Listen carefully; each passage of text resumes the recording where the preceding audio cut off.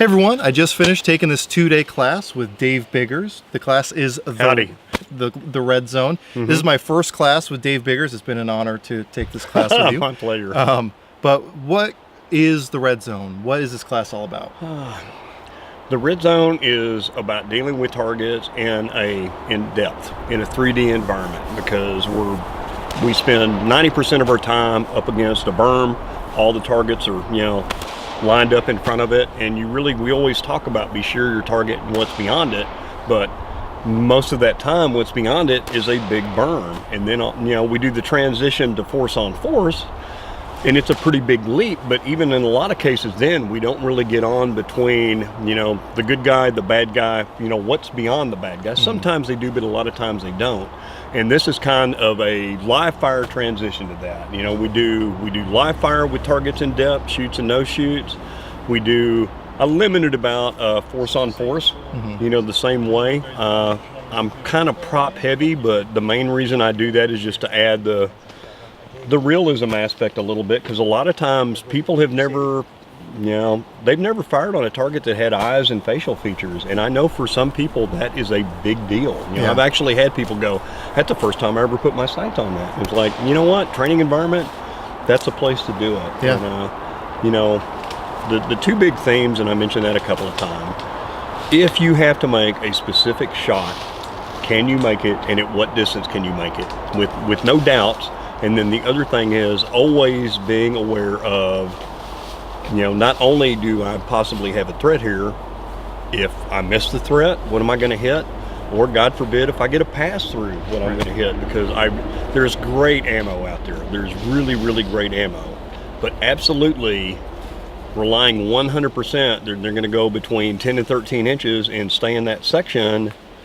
I'm not going to count on that if I got children or other people that I don't want involved there. And that's really, it's all about that. It's a niche. It was something I didn't think was really being heavily addressed. And it seems to go over real well. I can say that I took a lot out of this class. I've done a lot of training. This isn't even my first force on force class, but like you said, even in the force on force stuff, there's not very many times where you have bystanders behind the attacker. Right. A lot of times I've dealt a lot with no shoot targets in between me and the shooter, but this was my first time where I'd get lined up or think I'm lined up on a target and then realize I got the mannequins or whatever silhouettes behind it, and have to really think about where I'm positioning myself, or even getting off line of attack, taking a kneeling or whatever to make sure that backstop is clear. And there were many times where like I said, I thought my backstop was clear, then I'd notice something and have to change it up. And I found myself having to think a lot more before taking a shot than I've ever had to do in any other class before also. And one of the other things that I appreciate that you focus on in this class is getting those immediate stop shots, or at least as close to immediate stop shots as you can. A lot of people just focus on speed, get center mass hits, and you're good, move on to the next thing. This was the first time where we really had to focus, make sure you get, in that ocular cranial nerve or in that heart box.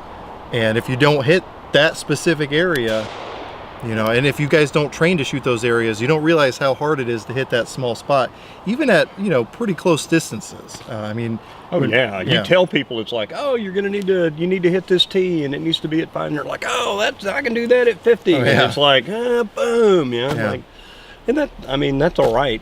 It's, the world has changed. Unfortunately, we now live, bad guys, it was like they didn't wear body armor.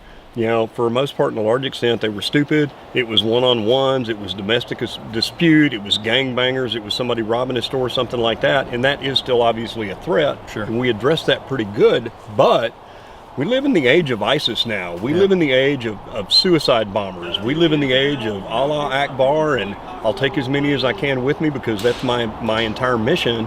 And, the threat has changed. You got to change the circumstances and how you're going to deal with those. And it's not the only way, but it is another way. It's just it's another tool. It's another tool in your toolbox. That's all it is. And the thing that I appreciate as well is, along with all the other stuff we learned, is specifically, and I know this is one thing you really want us all to take away, is knowing exactly how far away you have to be to 100% of the time make that shot. So if you're not in that range, either get closer, get out if you have the opportunity, if that's the best decision. But like I said, I just found myself having to think and focus a lot more before engaging a target than I think I've ever had to in any other class before. Good. So that's a really, really great thing. So if someone's looking to take this class, so they have to be tier 1 operator level to take a class like this? No, not at all. First of all, there aren't that many of them, and I don't know why any of them would train with me, but you know, ironically, I actually have had one or two, but no, not at all. It is not what I would, it's not necessarily an advanced class, but it is not a basic class. You have to know how to run the gun. You need to know how to draw. You need to how to do, you know, basic malfunction clearances, and you need to know how to deal with a gun around people. If you can do that, you know, you're going to have a good time. You're going to learn. Unfortunately, I can do minor coaching if somebody's having a real issue. Sure. But I don't have the amount of time to show, you know, this is how you draw, this is how you load the gun, this is how you deal with malfunction. They need to have that before they get here. Yeah. And aside from that, if you've got an open mind and are willing to listen, not only will you learn some things, I think you'll have a good time. Yeah. Because I do try to, I mean, there is a fun factor in it. Oh, yeah. It's, you know, No, I think we all had a really good time. The group of people we had was a very good group. We all worked well with each other, had a good time, able to make jokes, and that's one I didn't thing. even yell at anybody. I know. I feel like I missed out almost. I keep hearing all this stuff. But that's one of the things for those of you who haven't taken training classes before. I feel like that's one thing you always find is once you get a group of like-minded people together, Yeah, that makes a everyone class. gets along. You meet cool people. You stay in contact with those people. I've met some awesome people at classes that I'm still in touch with, and you know, get together and train if we can. And, it's a really great opportunity. And for those of you who are considering taking a class like this, like you said, the world is changing. The threat is becoming a lot more real. And if you haven't done any training like this, even just force on force training, that's training you really should have. Yeah, you need, if you got a gun, you need to get training. Why would you try? I mean, yeah, all of us get a car and a license and we figure out how to drive. But think how much better you would be and more efficient if you went and took a block of training with somebody said, this is exactly how everything works.